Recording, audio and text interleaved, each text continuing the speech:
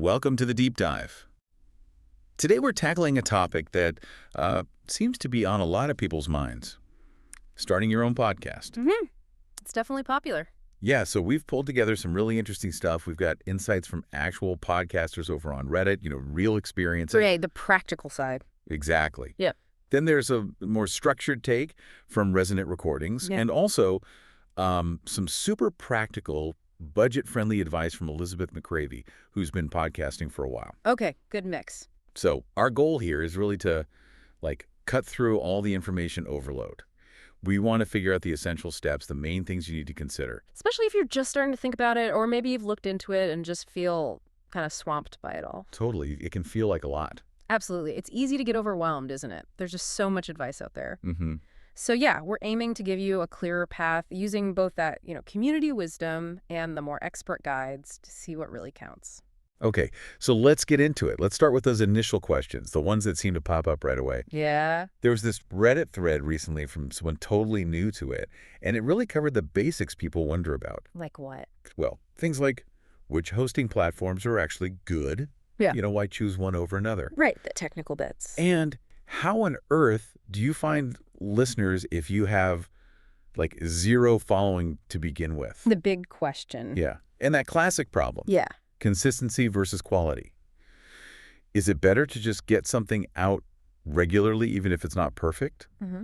Or should you wait until every episode feels absolutely polished? That's always a tough one. It is. But what's great about digging into something like a Reddit thread is you get that direct feedback, right, from people who are actually doing it. Exactly. You hear about their wins, but also their mistakes and the things they figured out along the way. It often feels more real, I guess, than just a formal guide. Definitely more real.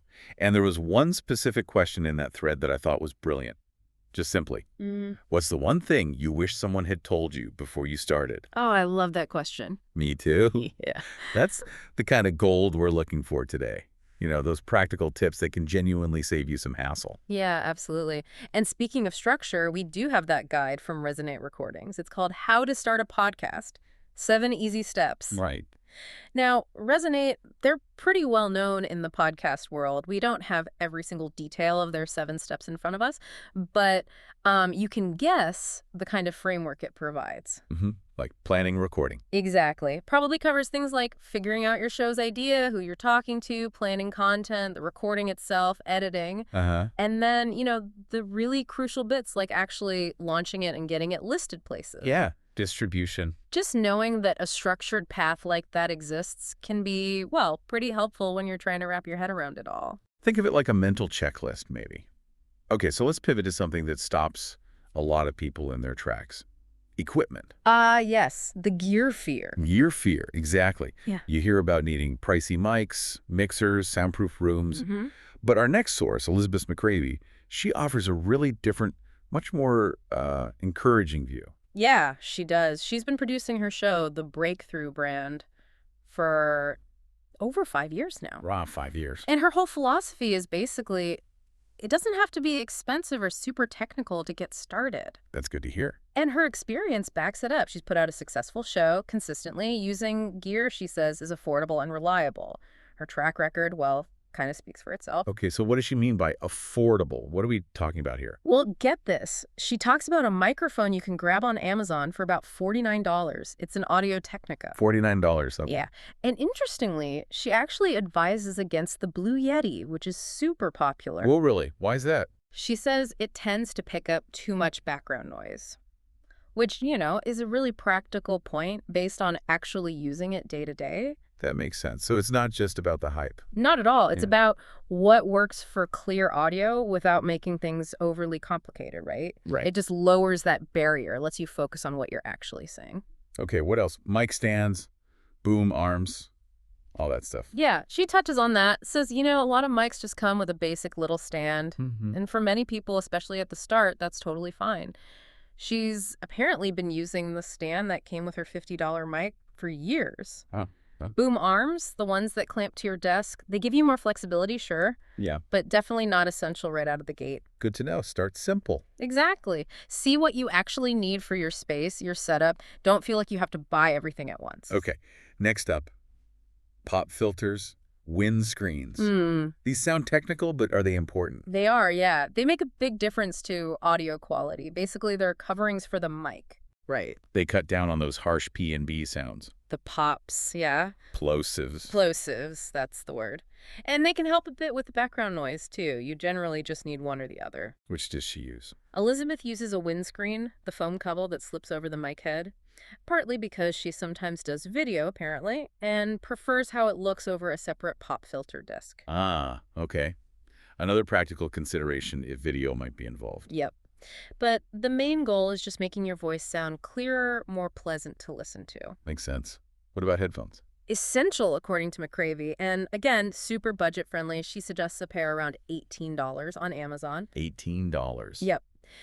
But here's a really key tip she gives. How? Avoid using wireless earbuds like AirPods for recording. Why not? Bluetooth delay. Even a tiny lag can make it really hard to monitor your own voice or talk naturally with a guest. Ah, I can see how that would be weird. You need to hear things in real time. Exactly, especially for interviews. So yeah, stick with wired headphones for monitoring. It's one of those little things you might not think of until it trips you up. Great tip. Okay, what else is on her list? Well, obviously a computer. She notes most modern ones have video capabilities built in, so probably not an extra cost there for most people. Right. And then potentially a USB converter. This is only if you have a newer computer without the standard USB-A ports and you're using a USB mic. Like an adapter. Yeah, exactly. Hers was about $10, she says, and useful for other things too. Just connects the mic to the computer. Okay, so if you add that all up, not counting the computer. You're looking at potentially under $100 for the main gear. Wow. Yeah, to get good audio quality right from the start. She really kind of debunks that myth that you need this huge investment. It's incredibly encouraging. And she records in her home office, not some fancy studio. It just shows it's, doable for pretty much anyone. Okay, fantastic. So we've heard the common questions from the community on Reddit, and we've got Elizabeth McCravy's super practical, affordable gear advice. Let's try and connect these dots now. Think about the key decisions, the trade-offs you have to make when you're starting out. Right, like that consistency versus quality thing from the Reddit thread. Exactly, that balance. Do you push to publish regularly, even if the early stuff isn't, perfect? Or do you hold back, polish like mad, but maybe release less often? It's a real puzzle. McCravy's gear advice suggests that getting good enough quality is pretty achievable without endless tinkering. Yeah, that might make being consistent easier. True. But then the Reddit community's vibe is also about learning as you go, right? Yep. That early episodes won't be perfect, and that's okay. It's part of the journey. So maybe the takeaway there is that good enough, delivered consistently, beats perfect, that never actually launches, especially early on. I think that's a really crucial point, yeah. And if you tie that back to building an audience, particularly if you're starting from zero, consistency helps people find you and stick around. But, and this is key for McCravy, the audio has to be decent. Right. Bad audio is a killer. Totally. People just won't listen no matter how great your content is. So the sweet spot is probably consistent and good quality. Not necessarily perfect, but definitely listenable. Makes sense. So the other big Reddit question, building that audience from scratch. Yeah, how do you do it? Well, Resonate mentioned using your existing networks, which is kind of obvious, I guess. Your friends, family, social media. Yeah. And McCravy's focus on good audio is also part of retaining anyone who does stumble across you. For sure. It's like step one is getting someone to click play. Step two is making sure they don't immediately click stop because it sounds awful. Right. Did the Reddit thread offer other ideas on finding listeners? Yeah, there were a couple of good ones. One person talked about actually joining online groups related to their podcast topic. Okay. Not just spamming links, but like genuinely participating, adding value, connecting with people who might be interested. Being part of the community. Exactly. And someone else mentioned guesting on other podcasts.